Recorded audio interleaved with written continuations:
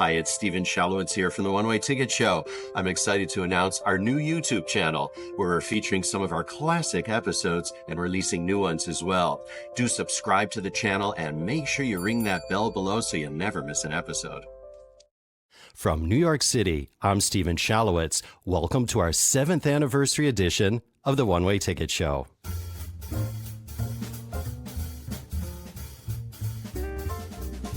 Well, we are kicking off our 7th year of the show in style, and who better to do that with than the incomparable Tim Gunn. Now, Tim joins a stellar list of guests we've had on the program over the last 7 years, from Dick Cavett to Alan Dershowitz, Mo Rocca to Anthony Scaramucci, Pauline Fromer to Charles Osgood, and many more. You can check out all episodes on our website, theonewayticketshow.com, or on iTunes or Stitcher. Just search for The One Way Ticket Show. And of course, while you're at it, do rate and review us to make it easier for more folks around the world to find us. All right, as for Tim, we could be here for another 7 years, listing all of his many accomplishments, which include serving for 24 years on the faculty of Parsons, the New School for Design, where he later chaired the school's fashion design department. Afterwards, he became the chief creative officer for Liz Claiborne. But it was his 16 seasons as mentor to up-and-coming fashion designers on the hit reality TV show Project Runway that made Tim Gunn a household name. He was also the face of the spin-offs Tim Gunn's Guide to Style and Under the Gun. He's guest appeared on numerous TV shows, in film, and is the author of no less than 5 books. And here to explore his one-way ticket destination, to talk style and more, we warmly welcome Timothy Mackenzie Gunn aboard the One Way Ticket Show. Stephen, thank you so very much. We've waited a long time for this session, have we not? We have indeed. We've run into each other in many a place here in New York City, and so finally we're here, and I'm so delighted, really, Tim, that you've carved out the time to join us, because you're a very busy man these days. Well, and as are you, Stephen, and I am so honored to kick off your 7th season. It's thrilling. I'm honored to have you, Tim, and we wanted to do it in style, so of course we could only have the one and only Tim Gunn to join us. Well, indeed, Tim, we are going to be talking about style and more in just a short while, but of course the first order of business is for me to issue your one-way ticket destination. So Tim, you know the drill. If I gave you a one-way ticket, past, present, future, real, imaginary, even a state of mind, if I gave you a one-way ticket, Tim, where would you go? Well, Stephen, I don't know how your listeners respond to this question, because they surely ask it of themselves. I found this to be incredibly daunting, just extremely difficult. Anything is possible. So where, in fact, do you want to go? And I searched my soul, and I thought, I'm like Dorothy in Oz. I want to go home. So my one-way ticket would be to my apartment on the Upper West Side of New York. And you're surrounded and probably bombarded, Tim, every day at work with visual stimuli, with audio stimuli. So I'd imagine then that your apartment is really a refuge, isn't it? It is. It's my safe haven. It's my nest. It is where I have the things that I've collected over the many years of my life. It's where I have all of my books. I don't have a second home, unlike a lot of people that I know. So all of the things that I own and that I love are there around me. And I feel insulated. I feel protected. And I also feel that I'm girded for any challenges that may be presented to me. And it's a place where you can recharge. Exactly. Right. Exactly. Now, you studied architecture and you received your BFA in sculpture from the Corcoran College of Art and Design in Washington, the venerable institution. I'd imagine that those disciplines, sculpture, architecture, have informed your work in the fashion world. But I would presume that they also informed your work in your apartment and assembling your apartment. Definitely. Most definitely. And my taste is very particular. I will tell you what's not so funny. I laugh about it now, but a colleague of mine at Parsons was a member of the faculty of the Department of Architecture. And I had her over for a cocktail, a glass of wine. I was very fond of her, past tense. And she came into my apartment and she said to me, "I've lost all respect for you." And I was so disarmed. I said, "What? What do you mean?" She said, "I can't believe you live with all of this gluck." Gluck was the word she used. What is gluck? She just meant all this stuff. And while it's true that I have an apartment that is chock-a-block, it's very curated. It's very orderly. Everything has a place. I don't just throw things around. And I said to her, this Glock is meaningful to me. It's not just arbitrary things that I've collected and put on a tabletop. These things each have a meaning. And she said, well, I don't own anything. I said, what are you talking about? I've seen you in different items of apparel. She said, I don't have any furniture. I said, what do people do when they come to your apartment? She said, they sit on the floor. And I said, well, my hats off to you, bully for you. But I said, I can't live that way. And I have to say, on the one hand, I do have a profound appreciation for minimalism. I can't live like that. I just can't. I feel robbed of my soul, in a manner of speaking. So that Glocky apartment is where my one-way ticket from you is going to take me. Are you a fan of Maria Kondo? You know who she is, the decluttering lady. Of course I know who she is. What do you make of her and her success? Because I have to tell you, she's all about sparking joy. And this is something that we have in common, Tim, because I live also with a lot of, is it Glock? Glock. Glock or Glock? I think it's Glock. I've never thought to look it up. We're going to have to look that up it's afterwards. not a word. Maybe it comes from Glockenspiel. It I don't know. very well could. A collector of Glockenspiels probably had too many. But, Maria Kondo is all about sparking joy. And I find that I have so many things that spark joy. I do too. That I just can't get rid of them. Well, I will confide in you. I've never said this publicly. Just between the two of us. Just between the two of us. Yes. I have been asked twice to conduct an interview with Marie Kondo, actually at the 92nd Street Y, and I have twice declined. I'm not a believer. I don't subscribe to her methods. This whole business about sparking joy. I mean, I have a huge number of books, as I'm sure you do. Yes. Do they all spark joy? Roget's Thesaurus does not spark joy. Am I going to get rid of it? No. Because you remember using it at certain points in your life, absolutely. Right? And I still go through Yes. it. I mean, you can certainly do all this online, but you know probably better than I do that when you're actually flipping pages, something will strike you and will stimulate you, Yes. and it's a whole new threshold for what will happen next. I agree with you. So I'm not a fan. Have you seen her Netflix show? I have seen her Netflix show. What are your thoughts? Actually, I thought the show was a little bit slow.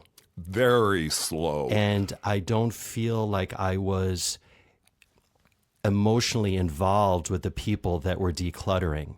It didn't matter to me what they were doing. It didn't matter to me that they were decluttering, really. I like the principle of the fact of what she's saying is that you don't need a lot. Well, that's, yes. Which I think that overarching principle is actually a very good principle. But I think that sometimes it can be taken a little bit too far. Well, I watched 3 minutes of the first episode and thought, I can't take this any longer. But then friends and colleagues said, you really should try it. It's actually a good show. So I thought, well, I'm going to watch the one. I scrolled and looked at the content. I'm going to watch the show with the two gay guys who are both, each is a writer, and they have a ton of books. And they want help getting rid of these books. Stephen, it took me 4 or 5 sessions to get through that episode. Really? I can only take so much of her. And I learned nothing that helped me with this whole process. But I did learn this. At one point, when she's arriving in the morning, they all act as though they've never seen each other before. Well, you were just here yesterday. It's day 11. I would have thrown myself on my sword if Marie Kondo was coming to my apartment and it was day 11 of this. Let's speed it up, people. Absolutely. I mean, because I felt so pressured myself after watching that program to start getting two in my apartment and just start to organize and clean up and throw out and all the rest. We just sold our family home in Chicago following my mom's passing. Oh, I'm sorry. Thank you. And so to clear out a home that was built in 1971 of a lifetime of everything, it's a very traumatic experience. It is. And what you take with you or what you decide to sell or what you decide to donate, again, it's very, very traumatic. And so she makes it look like it's all easy, like it's difficult at the very beginning, and then it's all easy as time goes on. But I still think about things that we let go. Well, because they all have memories. And I'm a firm believer, though, in energy. In other words, that our good energy or our bad energy is absorbed into walls and into things. And so my energy is into things that I've given away or things that we had to give away. Yes. Yes. And now it's with someone else, and I don't know what my energy is doing with them. I would say don't think about it. Yeah, Truly, because it can I drive you a not little to. crazy. I also think with this whole purging exercise, which I do with clothing twice a year. Okay, because that's what I was going to get to, Yeah. Tim. We can't talk about your apartment and your refuge without talking about your closet.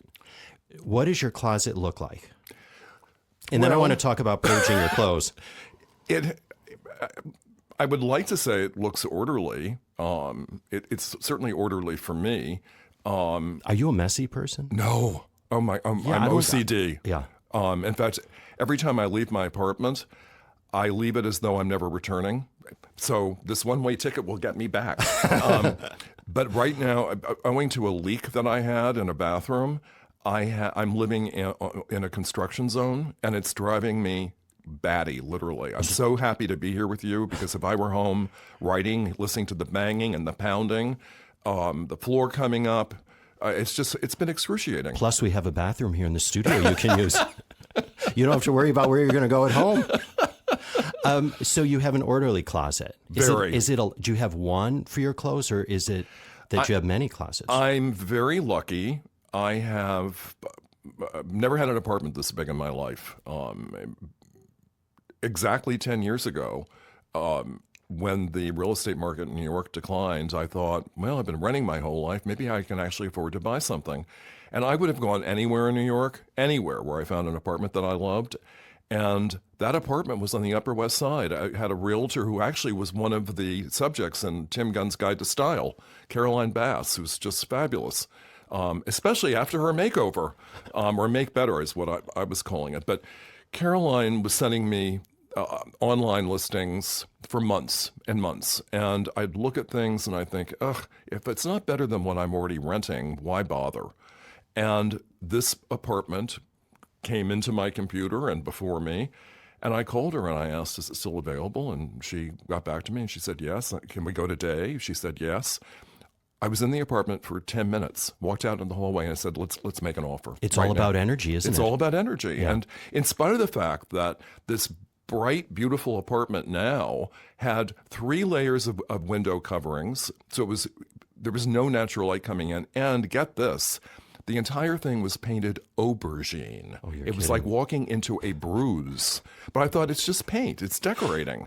Or the lack thereof. Or the lack thereof, right. So, and Caroline said to me when I said, let's make an offer, she said, it's the only apartment you've walked into. And it's what you're saying. It's all about energy. Yeah. I know I want this. It's funny that you said that. We were talking before we started rolling here that I had lived in Singapore. Yes. When I moved there, I saw one apartment. Then I came back to the U.S. for a few weeks. I went back to Singapore to start working, and I must have seen 25, 30 apartments. Which apartment did I take? That very first one that had the best energy. Yes. So there you go. Yes. So you have how many closets then for your clothes? Well, technically, if you count the bedroom that's not mine, that's the guest room, technically there are 4. But You have a whole bedroom of closets? well, no, I have 2 closets in my bedroom. Okay. And there's certainly adequate. If someone were living in the second bedroom, I would, as I say, make it work and consolidate. Right? And I don't believe in crushing clothes into a space. They have to breathe. The fibers of the textiles need that breathing room. Which is why I purge twice a year. And I take things to Salvation Army and to Goodwill and to Housing Works. And you're going to call Stephen Shalowitz next time so that he can take his empty steamer trunk over to Tim Gunn's apartment and load up?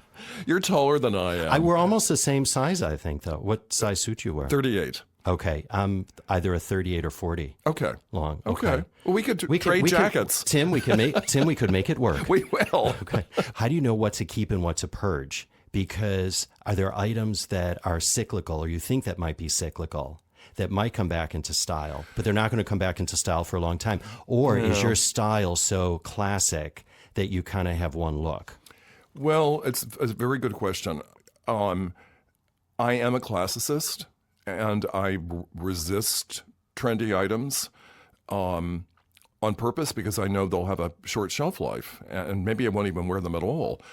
I was on Jimmy Fallon last week, and he was telling a story that Jerry Seinfeld had told him about jeans, and I shared with him my jean story, which happened in a store, the brand of which I won't mention, but it's a place that has good quality denim, and I was browsing, and on a table, it called my name. There was a waxed denim black jean. And it looks like leather. You've seen waxed denim. Yes. It looks like leather, but it's not, and it's affordable, and you don't have to break them in. And I held them up to me, and I turned to one of the sales associates and asked, "Am I too old to wear this?" And he looked at me and barely hesitated, and he said, "Yes." So I thought, this is a classic case of when you ask yourself the question, right, you've already answered it. Yes, you're too old. Anyway, I do buy items that I feel will last. And in the purging process, I recite to myself, how often have I worn this, really? I mean, unless it's a tuxedo, that's an entirely different category. But a suit, a sport coat, a pair of pants, how often have I actually worn this? Do you have items, though, from years ago that have sentimental value that you've held on to that you don't get rid of? The only item that falls into that category is a T-shirt that my niece, who was probably 6 or 7, decorated for me. And it was, I look at it every day because it's on the top of a pile of T-shirts. She nicknamed me Uncle Nagbag at a very young age because I'm a big, horrible nagbag. And she has written across it, "Uncle Nagbag says, pick up your clothes, put that away, stop talking, speak up." It's Love hilarious. So that I'll never get rid of. Right. Well, there's some sentimental value. But otherwise, I'm very cold-hearted about it. Oh, are you? I really am. And in a See, way, I have to be. But I'm surprised to hear that, Tim, because if you've collected so many things throughout the years and you have trouble getting rid of them and trouble getting rid of books, of all things, clothes, you don't have a problem getting rid of. That surprises me, actually. And I'm happy about it because I thought I don't want to become one of those New Yorkers who has a freestanding clothes rack in their living room. Yeah. I can't do that. And in the bathroom, and that uses the dishwasher for sweaters. Exactly. Yeah, there are a lot of people that do that. And the shoe rack that is suspended from the door frame. Yeah. No, I can't live like that. So I think I force myself to be the big cold-hearted. piece of advice there, the big takeaway is if you haven't worn it in, a year or two, get rid of it. Yeah. And let someone else enjoy it. Yes. And get the tax write-off. Actually, I never do that. You just donate it. Or if you're a 40 long suit or sometimes 38 long, call Stephen Shalowitz and donate your good designer suits to me. So speaking of Maria Kondo, the Japanese have the belief that what's outside is outside the home. What's inside is inside the home. So shoes are taken off. People change out of their outside clothes into their inside clothes. Do you do that? Well, true confessions. Sure. Yes. I do the same thing. I do. And what do you wear then when you're lounging around at home? I hope your listeners won't be too disappointed. I wear a robe. It's comfy, I bet. Yeah. Just a robe, Tim? Well, anything underneath the robe? There's underwear underneath. Okay, good. But I'm not putting it over regular street clothes. Yeah. And I take my shoes off as soon as I step in the front door. I do too. And part of it's a New York thing. I don't want my downstairs neighbors to be disturbed by the clattering of footsteps and it's quieter for me. But it's also a hygiene issue for me. The streets of New York are filthy. Right. I agree with you. Have you ever thought about developing a home line? No. I know you've got enough on your plate, but I was thinking about this on the way over. I think that would be brilliant. A home line of what? Of candles or bed linen or towels or anything like that? I will, once again, true confessions. There's no reason for you to know about this, and there's every reason in the world for me to forget about it. Yeah. I got into one commercial venture 3-4 years ago with linens, and it was against my will. It was my agent, and it was excruciatingly horrible, the entire thing. I mean, I was committed to it. I'm either in or I'm out, as Heidi would say. I was in. It was excruciating. Anyone who thinks that this branding is a get-rich-quick scheme, well, they may be right.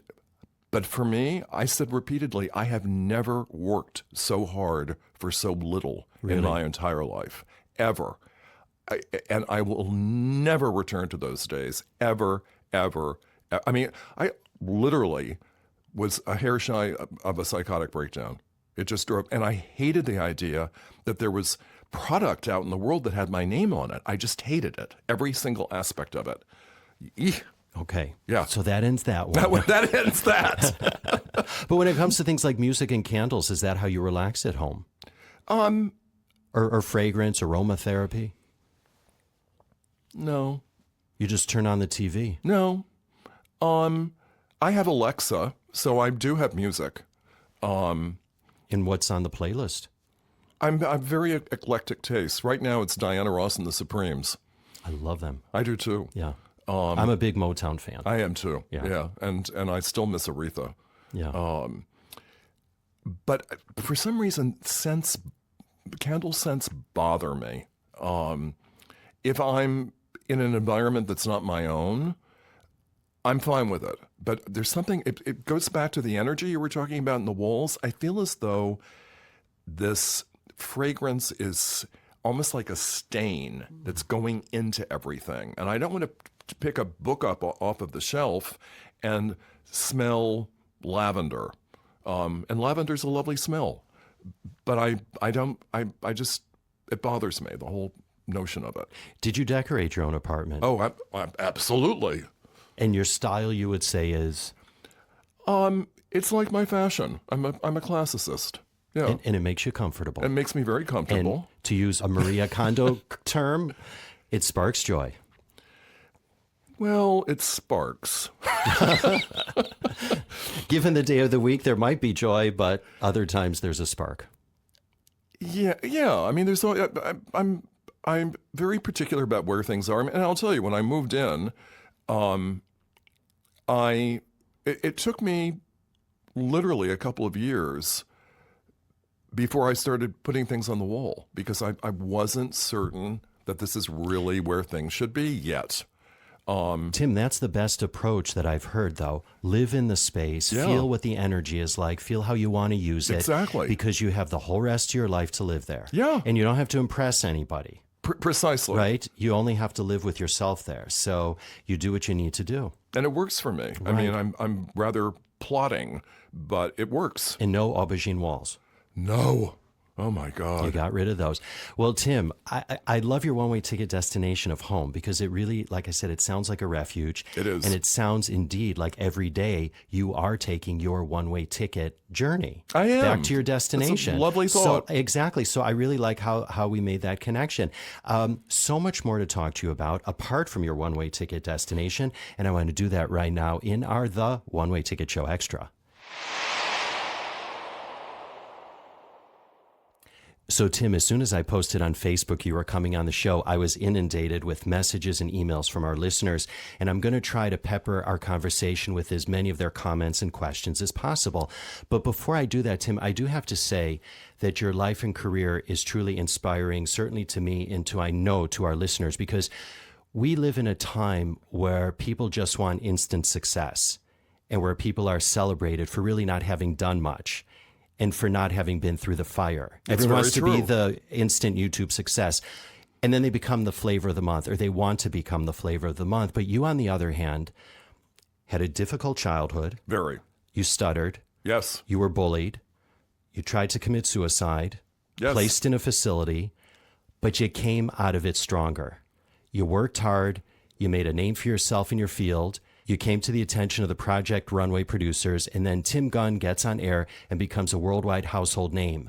And you did not achieve that level of success and fame until you were in your early 50s. Yes. And if my math is correct, Project Runway premiered when you were 51. Yes. Okay. And there's a huge lesson in that for all of us, isn't there? There is. It's about loving what you do, working extremely hard, and to be blunt, having the goal of all that just be self-satisfaction. I say to young people all the time, don't chase things. They will elude you. You will never be able to have them, to capture them. Don't chase anything. Just be a good citizen of the world. Know that life is a huge collaboration. You don't do anything as a solo act, anything successfully as a solo act. Be kind to others, be respectful, and I'll repeat, love what you do. No matter what it is, even if you hate doing it, love it. You got to make it work. Well, you have to make it work, exactly, because people will respond to that. There were times in my career when, and I loved what I did, and I was rather unusual in the academic world because I was a faculty member and I was an administrator, and there were some issues that presented themselves when I was wearing my administrator's hat that were troubling to me ethically in a number of ways and a number of times.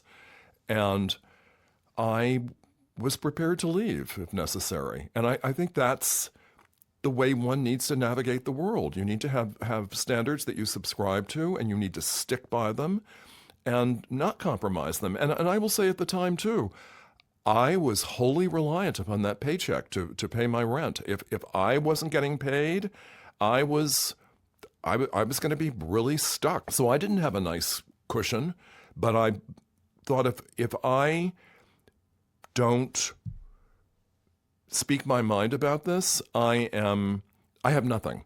It doesn't matter what your worldly possessions are. Your soul is gone. And I negotiated a compromise in these few cases and was satisfied with the compromise. I mean, I don't want to come across as a bratty kid. But you knew your value. Yes, I think is what you're saying. That's a better way to put it. You knew your value, and you worked hard, and you made a name for yourself. And I think that's the big takeaway from your life and your career thus far. Well, and even with Project Runway, who knew? I mean, first of all, I was never intended to be on camera. I was behind the scenes. Well, that's where actually I'd like to go right now, Tim, because as I mentioned, I reached out to my audience for questions and comments, and this one came in from Adam Rapp, who's the founder of a company called Clothing Arts. And I know of it. You know it? And of him, yeah. Oh, well, he was a guest on our program. Oh, how wonderful. And he's a listener. And you know that they make pickpocket-proof clothing. Yes. And we had Adam here, as I said, on the program, and he wrote in with the following vis-a-vis Project Runway that I'd like you to respond to. All right. And it's a bit of a paragraph, so bear with me. Oh, it's fine. So, I love a paragraph. Good. And I'm going to read you a paragraph Great. then. It says, Dear Stephen, please pass on to Tim that I was an avid watcher of Project Runway for many years, and he has played a big role in my experience building my business over the years.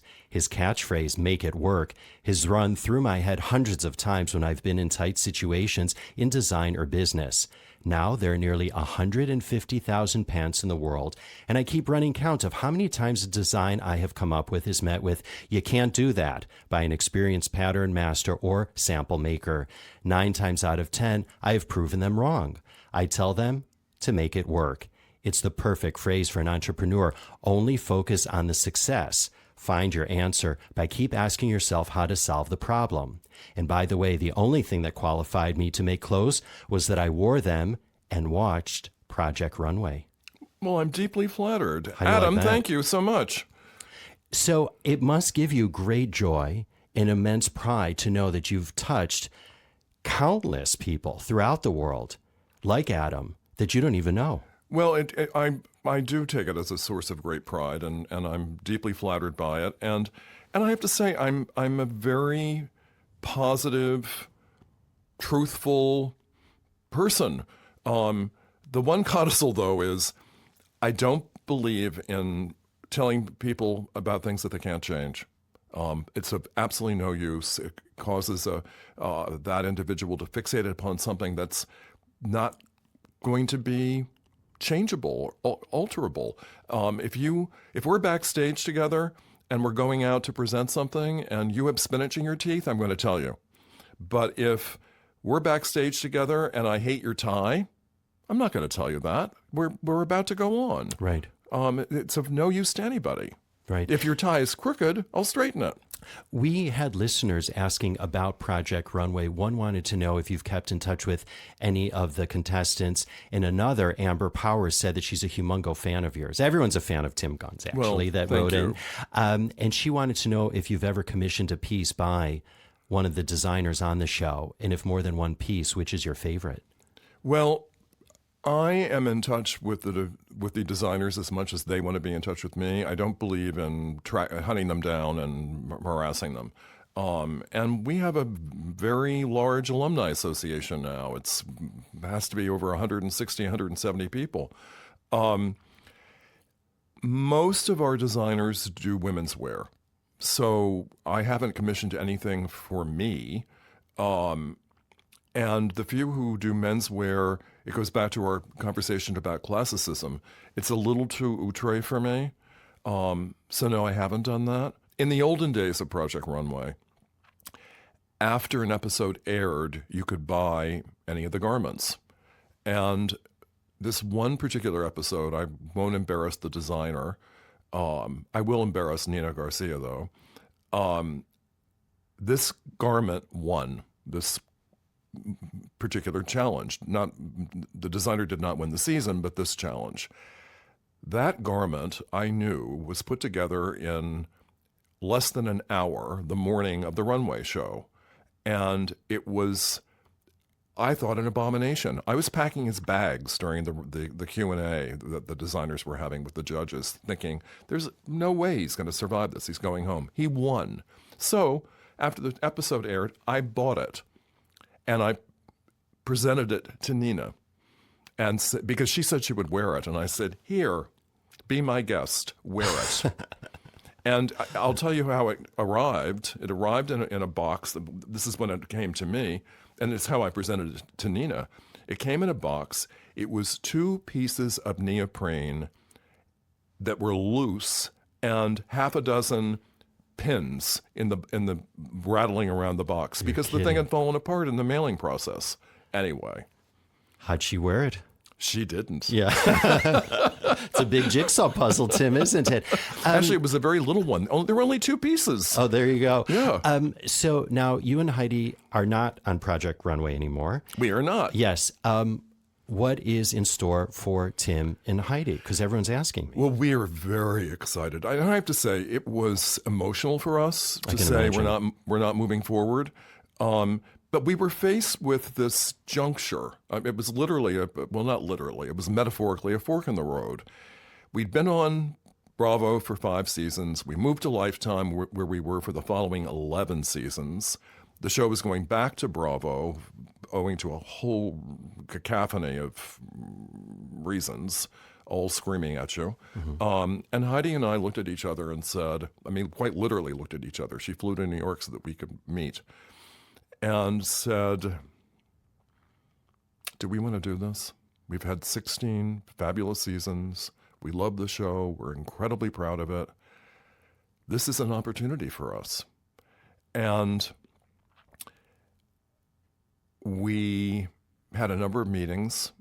And in the course of these, we had a number of meetings with opportunities.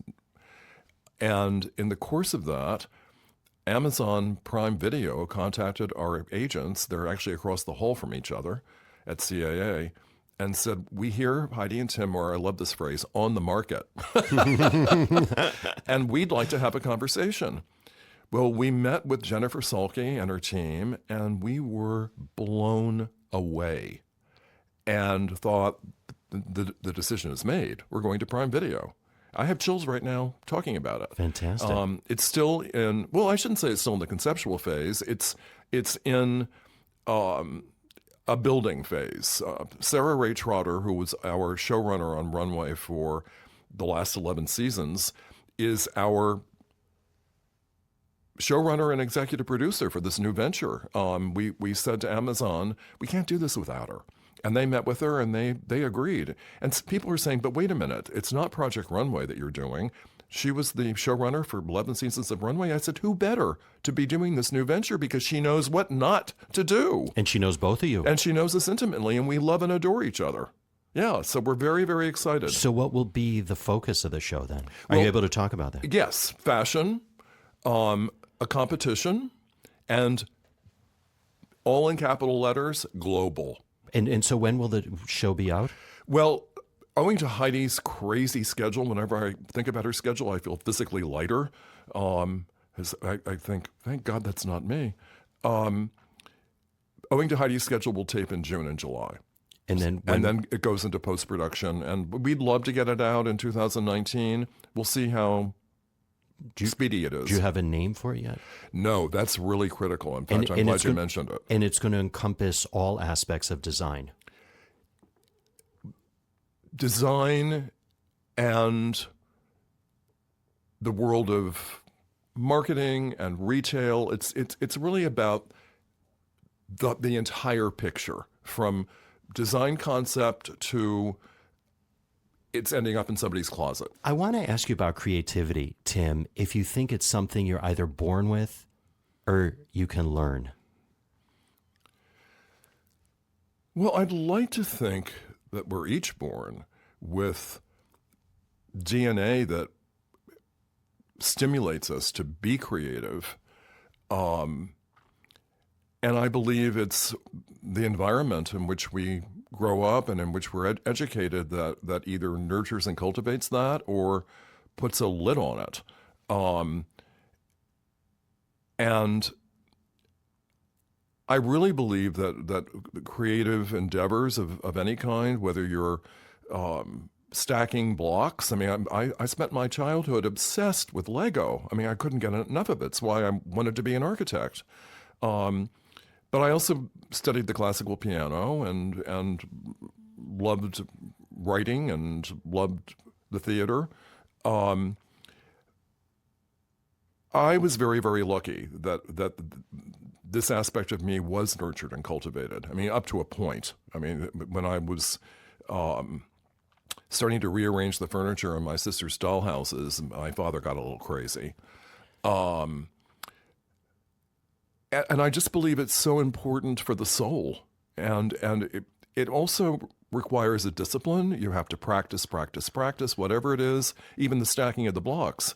It requires a tenacity. Things are not going to fall into place quickly and easily.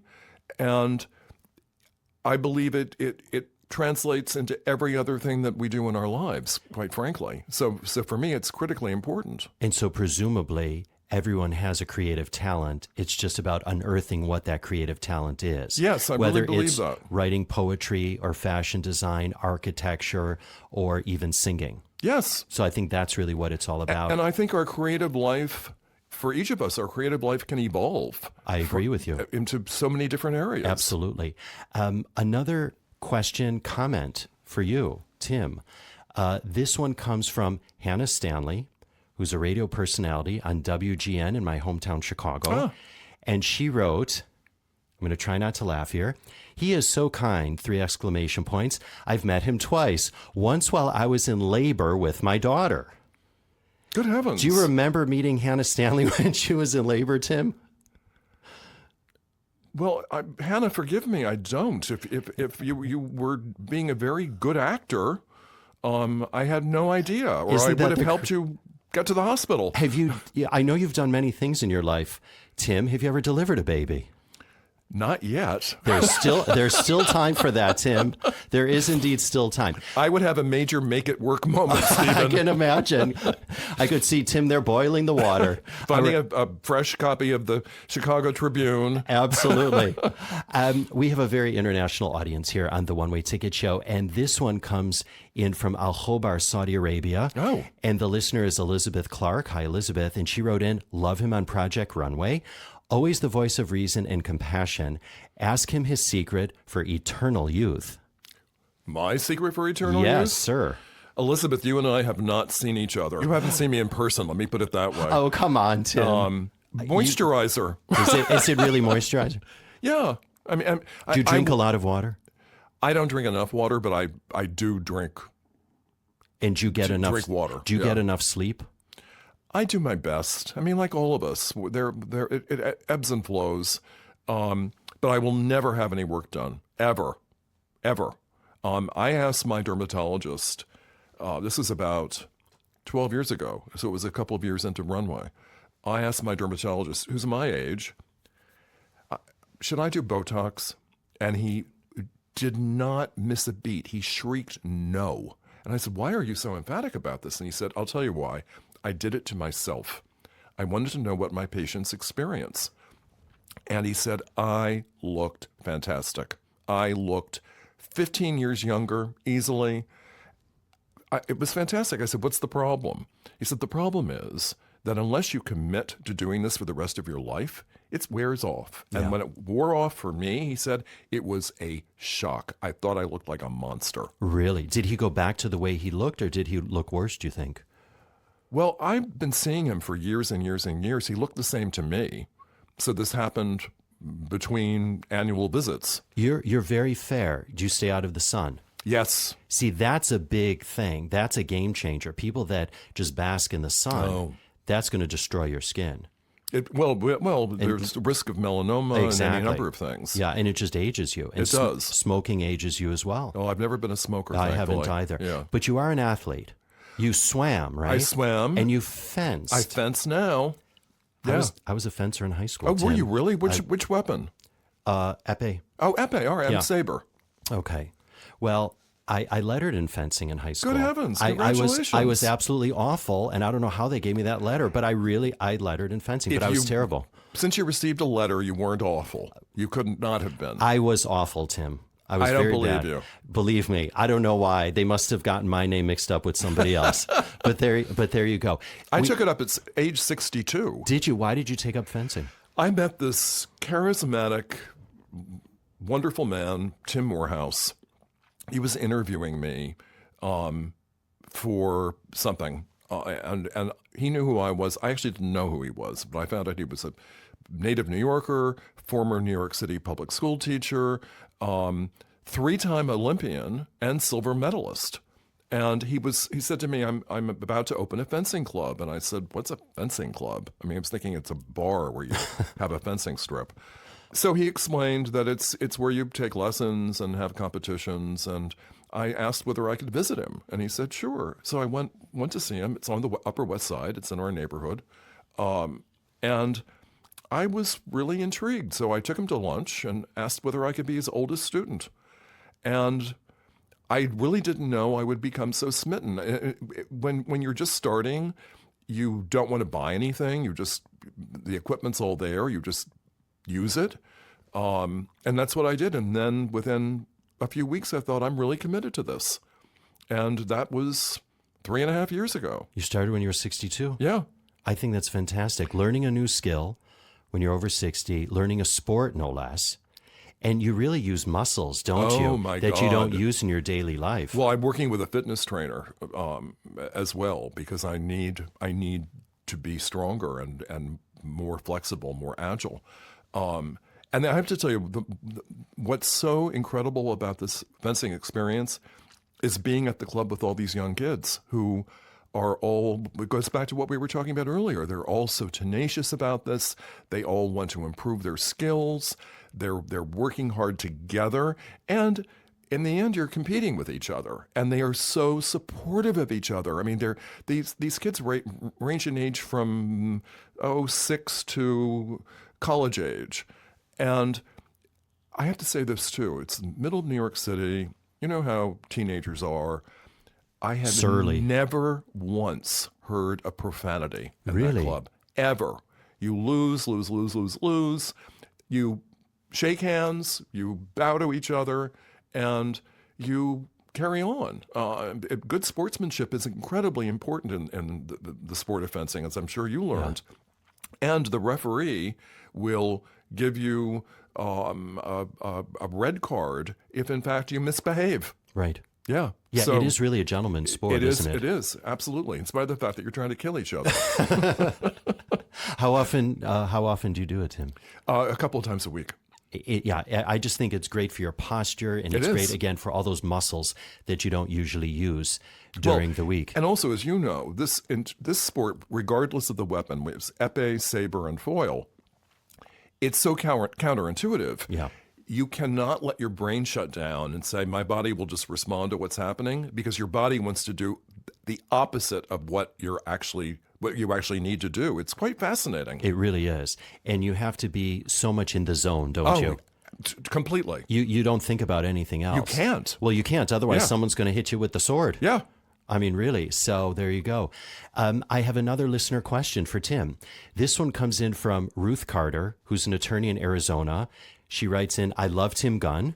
Please ask him what advice he has for people who are non-binary and or want an androgynous style. She continues, I'm non-binary, assigned female at birth. Most clothes in the women's section don't fit my personality, and it's hard to find clothes in the men's section that fit my proportions. So what would you tell Ruth? Ruth, this is a very interesting question, and one I've never been asked. Ruth is absolutely right about the proportions with men's clothing. That is an issue. I mean, however, I will say this. Ruth, find items that you love and find a great tailor. And sometimes it's easier to let things out than to take them in, but find those items that spark joy in you. Will bring Marie Kondo into the fashion arena, and have them tailored to fit you. I like the fact that you talked about tailoring, because you don't have to spend a wad of money on clothes to look good as long as they're properly tailored and as long as they fit, correct? Can you talk about that, Tim? Oh, I have to say, I had a period in my life when I was spending a fortune on clothes, and not because I was buying a lot of clothes, but because the costume supervisor of the Smurfs movie, where I had a very small role, got me hooked on more expensive clothes. She said to me when we were beginning to film, she said, I wouldn't dream of telling you what to wear. Bring your own wardrobe. And I did. And after the first day of filming, she called me at home and she said, I looked at today's rushes. Your clothes are not good enough. Meet me tomorrow morning. I'm going shopping, and meet me at a tailor on East 53rd Street. And I was in the dressing room, and I was looking at the price tags, and I said, I cannot wear this. I'm not wearing this. Put it on. She kept shrieking, put it on. And I was really completely out of my element and metaphorically out of my skin with this. But then it was like hitting the wall as a long distance runner. The designer's name was Rita Ryak. Rita pushed me to a point where I was a convert. Suddenly I love these clothes. Suddenly I'm going to Barney's and Bergdorf's and Saks, and I'm spending a fortune on a suit. So then a company came along that the New York Times wrote about, saying, if you're that guy going to Barney's, Bergdorf's, and Saks, and I would go and I would feel sick. I'd have to sit on the curb afterwards. This new company has opened up. It's called Suit Supply, and they don't pay me to say this. It's an awful name. If they'd known they were going to be such a big success, they would have changed it when they moved to the U.S. It was founded in Amsterdam. So if you're that guy paying a fortune for clothes, check this out. And I did, and I've never been anywhere else since. And I'm speaking to your point. It's all about fit. It's about, well, so going back to what Ruth was saying, it's silhouette, proportion, and fit. When those three elements are in harmony and balance, you look great no matter what you're wearing. And people assume I'm wearing expensive clothes. I'm not. They just fit properly, and they're nice textiles. When you're on the subway, Tim, and you see the way that some men are dressed, how about most men? There you go. Well, that's where I was going with that one. Or you see the way some women are dressed and what they're wearing. Do you have that thought bubble going on above your head? Well, yes. I mean, I don't want people to think I walk around in judgment. At the same time, don't we all? Yeah. I mean, it's the semiotics of clothes. The clothes we wear send a message about how the world perceives us. And I'm always talking about the slopification of America. Yeah, and when did that start, Tim? And how did it start? Well, it started with the comfort trap, which has been bubbling up from God only knows where. It's been bubbling up for a long time. Maybe since the 60s. Well, certainly since Casual Fridays, and when people thought they could just let it all hang out. And then Casual Fridays became Casual Every Day. And then, I mean, the huge conundrum for me is, when did the legging become a pant? When did that happen? When did someone say, this is all right? It's not. It's a form of undergarment. Can you imagine? And yet it's now ubiquitous. It's absolutely everywhere. But do you think that comfort and looking fairly decent are mutually exclusive? No. Because right now, I mean, I think I look okay. You look great. Thank you, but I'm very comfortable. Well, and I'm very comfortable too, Right. despite the fact that I'm all buttoned up. I mean, I say to people all the time, I'm not uncomfortable, but I don't feel like I'm wearing a pair of pajamas. You know, if you want to walk around the world or navigate the world as though feeling as though you're wearing a pair of pajamas, stay in bed. Right. I mean, quite honestly. And I have to say this too. This is not a very popular statement, but I'm going to say it anyway because I do believe there's something in this statement. I attribute this erosion in people's behavior from good to mediocre to bad. I see a correspondence between that erosion and the erosion of how we dress. Yeah. I really believe that when we look our best, are dressed well, we feel like we can conquer the world, I think that that's how we navigate the world. And when we are metaphorically slouched over and drooling in a sweatsuit, I think that's how you navigate the world. You're just a schlump. It's all part of a unit, isn't it? It is. I really because if you believe go it. to a black tie function, people are behaving in a certain way. They are. Correct? Versus going to another event, like getting on an airplane these days. Oh, it's a big slumber party. It is. Yeah. I have to tell you, the first time I ever wore a sweatshirt on an airplane was also, I think, the last time I wore a sweatshirt on an airplane. I was a senior in college, Tim, and I remember I was pulling an all-nighter. I had a hand in a paper. This was before the time of laptops. So, typing away, brought it into my professor's office. I didn't have time to change clothes, and I was in a sweatshirt, and I went to college in St. Louis. I'm from Chicago. And so it was, a 35, 40-minute flight. And I remember boarding the plane in a sweatshirt and feeling so self-conscious that I was wearing the sweatshirt because I was always taught when you travel, you should look your best. And today, Stephen, wearing that same sweatshirt, you would be the best dressed person on the plane. Yeah. It's amazing the way people travel these days. It is. But it's amazing also just the way that people are walking out on the streets these days.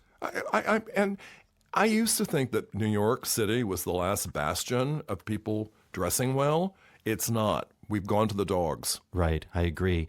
Apologies to all dogs. There are some very well-dressed dogs here in New York City, That gives me the willies, too. I know. Ugh. Except I don't mind if they wear those little footy things. Oh, no, because of the salt. Because of Yeah, the salt, yeah. right, because it hurts their paws. By the way, speaking of animals, though, and we were talking earlier about donating clothes. I was told just recently that if people want to donate pillowcases and sheets and linens and towels, take them to an animal shelter. Oh. Because they always need that type of fabric for the cages and for the animals. Oh, what a great thought. Yeah, so that was just a little stream Excellent. of consciousness Thank you. thing I going would on never there. have thought about that. Isn't that a great idea? Yes. As I said, we have a very international audience here on the One Way Ticket Show. This comes in from Mr. Sandipan Roy in Singapore. Oh. He writes in, Dear Stephen, please ask Tim, given automation is going to take away a lot of jobs and design would be automated at some point, how does he, as someone who is on faculty at Parsons, wish to see changes in design curriculum to future-proof design from being automated? Well, automation is inevitable in some form or other in all of the design fields. People will oversee this automation, certainly, and that means that people need to know how to make things.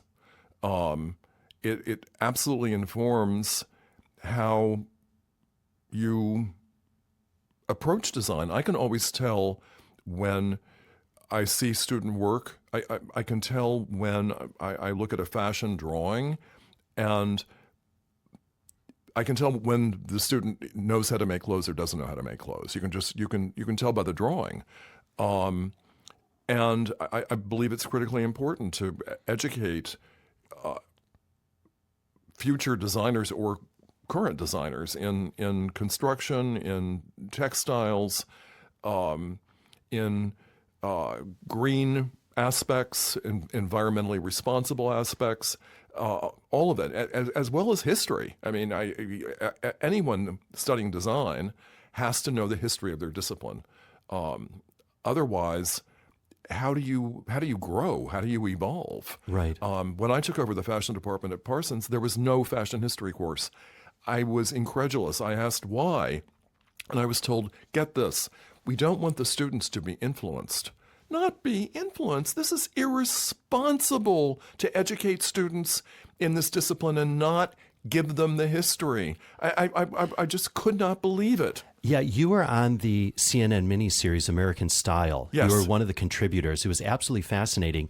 And one of the points that they raised, which I suppose I knew, but they illustrated, I thought, rather well, was how politics really impacts fashion. Absolutely. I mean, designers of any kind, but in particular, I believe it's true in fashion. Designers of any kind are a barometric gauge of their society and culture because things happen in a context. It's societal, it's cultural, it's political, it's economic, and it's historic. Right. Good design. I mean, when it comes to fashion, I make a distinction between fashion and clothing. We don't need fashion. We need clothes. We want fashion. And fashion changes by definition because it is a barometric gauge of our society and culture. Clothes don't need to change. And as an example, and I say this with all due respect, and I have a lot of LL Bean items, but LL Bean, nothing needs to change at all. But they're well-designed pieces, aren't they? They're classic. Right, yeah. They're just classic. Speaking of politics, actually, so you attended Nancy Pelosi's swearing-in ceremony. Oh, I loved it. A few months back. I'm sure that was just a wonderful occasion. I think no matter if you're the left, the right, the center, whatever your political stripes, I think everybody would agree that she is a very well-dressed woman. I've said it forever. And she's 79 years old, and I think that there's really a message in that you can wear age-appropriate clothing Absolutely. that fits, that looks great on you. Absolutely. It's all about being appropriate and quite frankly, not showing too much skin. Yeah. It can be done. Women, and Speaker Pelosi epitomizes this, women should open up the top, have a wonderful V cut, not plunging, but enough to not look too buttoned up and too prim. And watch skirt lengths. You don't want it to be a foot above your knee, but you don't want it to be a foot below your knee either. Everything seems to fit her so well. Well, I mean, it's tailoring. She has a great tailor. Yeah, and she follows my whole litany about silhouette, proportion, and fit. And I have to say this too. She is. You just want to hug her. She is such an accessible, wonderful, warm, funny person.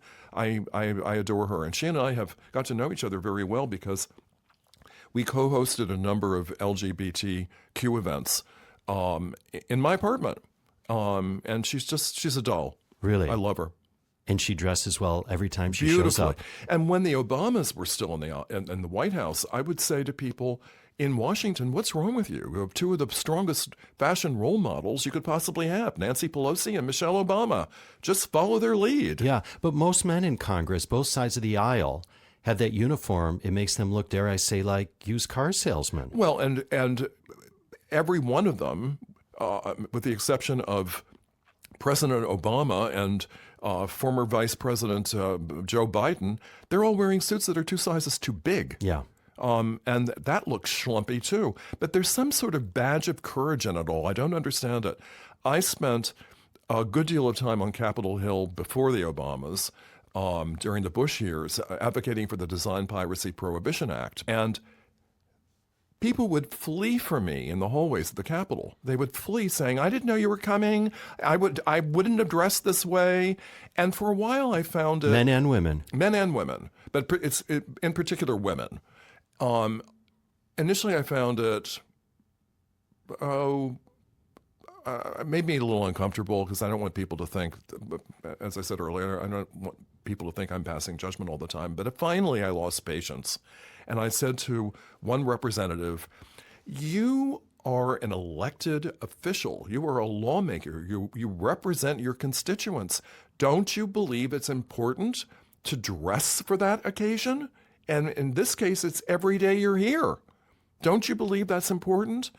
Well, yes, if people were coming from my district, I would. But everyone around you is looking at you as that person. So anyway, people still flee from me. But Tim is not going to judge you, so don't flee from Tim. But in all honesty, I even then, before the Obamas, I cited Nancy Pelosi saying, look at your congressional leader here. This is someone who you can emulate. Take a cue from. Yeah. And I think Ronald Reagan always wore a suit jacket in the Oval Office because he had respect for the office. And it was a wonderful thing to do. Right. And that was post Carter, who used to wear the sweater, the Yeah. cardigan. So very different approach. A couple other questions, Tim, if you don't mind my getting. No, please. And we've got tons, and I apologize to you, our dear listeners, if I don't get your questions in. This comes from my wonderful niece, Alana, who recently just got married, so she's a newlywed. Well, congratulations to Alana. Yes, absolutely. She's very dear to me. And she had a couple of questions, and I'm going to pick one of them. Alana, I'm going to pick this one. So here you go. Is there an outfit he personally ever took a chance on that, looking back on, still makes him cringe? How much time do we have? Oh, my God. I mean, I've reflected upon the 1980s, and it was easy at work because I always wore a jacket and a tie. When I was teaching, I was dressed up. I wanted my students to know that I care about how I present myself, and they should too. So that part was easier, though it wasn't until, an intervention by Diane von Furstenberg in 2000 that I realized my clothes need to fit me better. But it was weekend wear, those horrible peg jeans and the faded denim and the distressing, all that was awful. Awful. So you didn't always look put together, did you? No. Really? Oh, no. So this is a new phenomenon, relatively, Well, really, for Tim Gunn. since taking over the fashion department. And truly, Diane von Furstenberg was meeting with me. We'd known each other for a long time. But she was meeting with me in this official capacity for the first time. And there's a phrase from an old episode of I Love Lucy. I guess they're all old episodes. When Lucy is trying to describe how Charles Boyer looks walking into the grand ballroom, she said he has a look on his face as though he's just smelled raw cauliflower. And that's how Diane was looking at me. And I asked her, what's wrong? She said, gesturing up and down, she said, it's this. She said, you have to do something. And I said, what do you mean? She said, you don't look modern. You look stuffy and square, and you need to pull it together. Her way of saying, make it work. And I looked at myself very critically and very objectively and thought, she's right.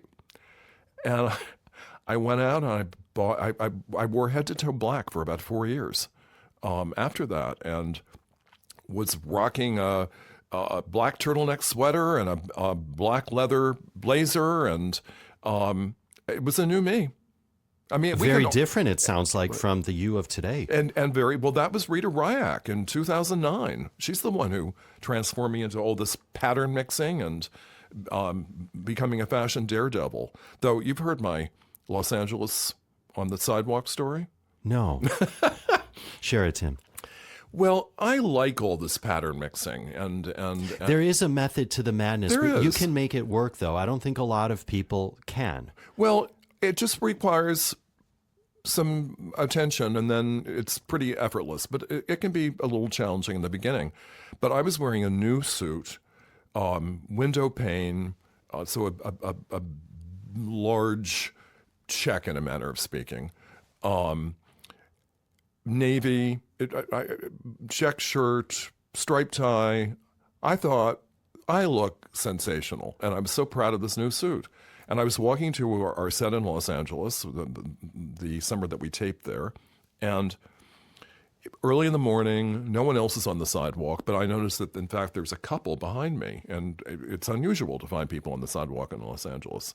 And they're approaching as I'm waiting for the light, because you do not jaywalk in Los Angeles. You wait for that light.